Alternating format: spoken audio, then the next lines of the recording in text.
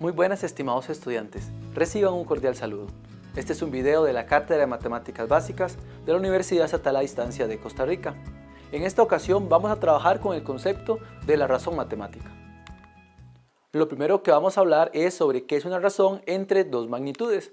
Como podemos ver acá, una razón matemática entre una magnitud A y otra magnitud B es el cociente de dichas magnitudes, es decir, es la división que se realiza al hacer estas dos magnitudes.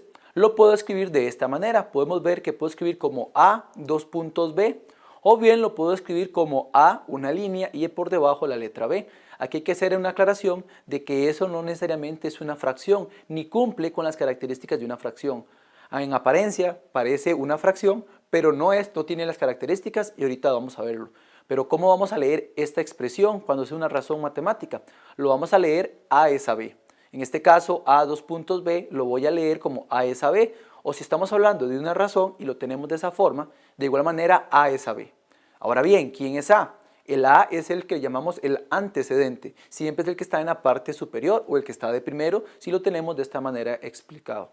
Ahora bien, el B lo vamos a llamar como el consecuente. Entonces A es el antecedente y B es el consecuente. Ahora, la diferencia que existe entre una razón y una fracción. Vamos a ir viendo ciertas diferencias que existen y que hay que tener muy claras. La primera de ellas es que las razones comparan entre sí objetos distintos, mientras que las fracciones comparan siempre un mismo objeto. Veamos un ejemplo. En este caso me dice una mesa por 4 personas. Observemos acá que estamos comparando dos objetos diferentes. El primero de ellos es una mesa y el segundo son personas. Estamos comparando dos cosas diferentes y al tenerlo un cuarto quiere decir que existe una mesa por cada 4 personas. Observemos que es diferente, por ejemplo, un caso de una fracción, como lo tenemos acá, 2/3 partes de una pizza. Al hablar de 2/3 partes vemos que lo escribimos como 2/3 y el 2 de la parte superior indica las 2 partes de pizza que ya me comí, que hacen falta, que regalé, etcétera, según el enunciado de 3 porciones de pizza que tenía. Observemos que estamos haciendo la comparación siempre de pizza. En el primer ejemplo estamos comparando mesas con personas, por lo tanto hay una pequeña diferencia ahí. Otra de las diferencias que existe es que algunas razones no requieren de la notación fraccionaria para su representación. Veamos un ejemplo muy clásico y muy cotidiano. Por ejemplo, cuando hablamos de la velocidad de un automóvil, una motocicleta, el tren, etc. 20 kilómetros por hora. Aquí estamos haciendo una razón. ¿Por qué? Porque estamos diciendo que por cada 20 kilómetros va a durar una hora. Observemos que está comparando dos cosas diferentes, distancia o kilometraje y tiempo.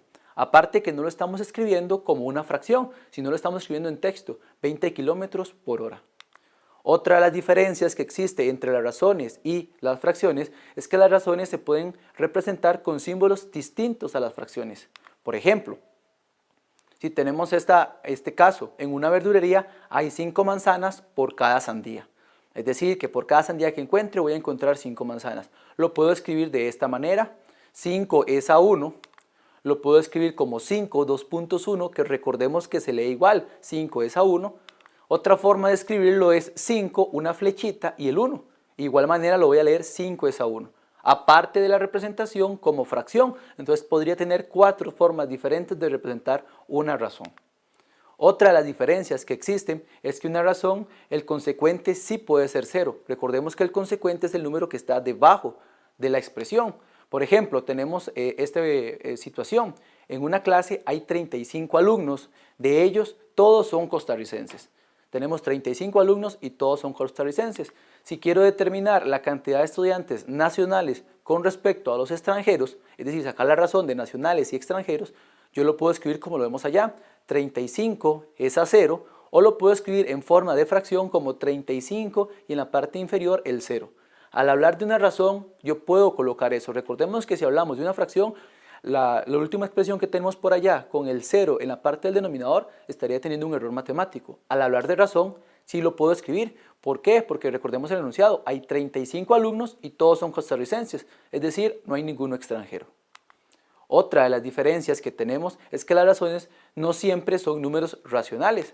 Por ejemplo, la razón correspondiente a la diagonal de un cuadrado con respecto a su lado es de raíz de 2. Aquí tenemos un ejemplo muy clásico de que una razón no necesariamente siempre tienen que ser números racionales. Y otra de las diferencias que tenemos son las operaciones con las razones. Generalmente no se realizan de la misma manera en la que se realizan lo que son las fracciones. Y vamos con un ejemplo. Dice, en una urna hay 7 bolas de color azul y 4 bolas de color rojo. Y lo identificamos como lo vemos ahí, 7 es a 4. Luego se sacan 2 bolas de color azul y 3 bolas de color rojo. Como lo vemos allá, 2 es a 3.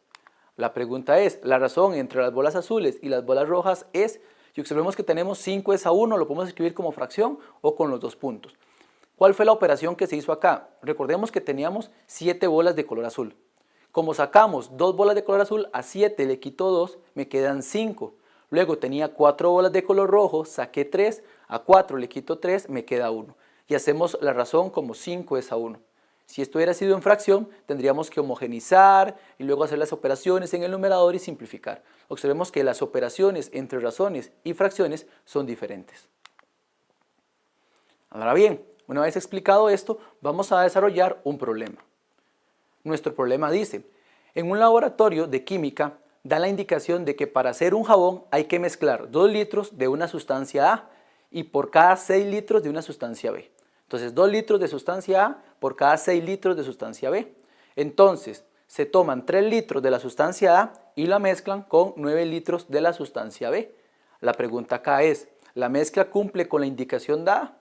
Vamos a resolver este ejemplo. Entonces, la indicación, recordemos qué me decía la indicación. La indicación me decía que si tenía la mezcla A, tenía que tener 2 litros por cada 6 litros de la mezcla B. Tenemos entonces escrito 2 es a 6. Si podemos simplificar esta expresión y lo que vamos a obtener es 1/3 y lo vamos a dejar de esa manera. Ahora bien, ¿cuál fue el experimento? ¿Cómo se hizo el jabón? Bueno, se tomó un total de 3 litros de la mezcla A para un total de 9 litros de la mezcla B y se hizo la mezcla. Si hacemos la simplificación de aquella expresión que tenemos por allá, me va a dar 1/3. Y observemos que la razón 1/3 con la razón del jabón que tenemos por allá es igual 1/3. Entonces podemos concluir que la sustancia tiene la concentración indicada. ¿Por qué? Porque las razones de la indicación junto con la razón del jabón o el experimento que se hizo son iguales. Al ser la misma razón quiere decir que está cumpliendo la indicación dada. Este es el mismo ejemplo sobre 2 litros por cada 6 litros de la sustancia B y nuevamente 3 litros y 9 litros es el experimento que se hace. La pregunta acá es, si la sustancia se le agregan 4 litros más de la mezcla A y 5 litros más de la mezcla B, ¿sigue teniendo la concentración indicada? Observemos que estamos sumando 4 de A y un total de 5 de B. Volvemos otra vez al ejercicio y observemos que me dice que estamos agregando 4 litros de la mezcla A y 5 litros de la mezcla B. Por lo tanto, tenía 3 y 9 inicialmente cuando empezó el experimento. Ahora le agregué un total de 4 litros a la mezcla A y un total de 5 litros a la mezcla B, como lo tenemos acá. Hacemos las sumas, 3 más 4 es 7, 9 más 5 es 14 y tenemos esta expresión que sería nuestra razón, pero podemos simplificarla. Al simplificarla me va a dar un medio. Recordemos que la razón que teníamos de la indicación del ejercicio anterior o del paso anterior era 1/3. Como esta razón no es igual a la razón que teníamos de la indicación original del experimento, podemos decir que la sustancia no tiene la concentración indicada. Ahora veamos un problema muy similar, solamente que aquí hay una modificación. Observemos que para cada 2 litros de la sustancia A se tiene que agregar o incluir en la sustancia para 5 litros de la sustancia B. Es una mezcla un poquito diferente, se rebaja un poquito la cantidad de sustancia del tipo B. La pregunta es, si se desea hacer el doble de la cantidad de jabón, ¿cuáles son las medidas que debe mezclarse para A y para B para que quede con la concentración indicada? Observemos que aquí la clave es de la palabra que me dice se quiere hacer el doble de jabón. ¿Cómo lo resuelvo? Bueno, como tenemos que duplicar las cantidades porque lo que queremos es hacer el doble de jabón, lo que hacemos es, la indicación original era 2 y 5 o 2 es a 5. Como yo quiero duplicar, lo que voy a hacer es multiplicar tanto el antecedente como el consecuente por el número 2. Y hacemos las operaciones, 2 por 2 es 4, 2 por 5 es 10, por lo tanto la respuesta sería que debo mezclar 4 litros de la mezcla A y 10 litros de la mezcla B para cumplir con la indicación y elaborar el doble de jabón. Muy bien, estimados estudiantes, esperamos que este video haya sido de su utilidad. De parte de la Cátedra de Matemáticas Básicas, le agradecemos la atención brindada.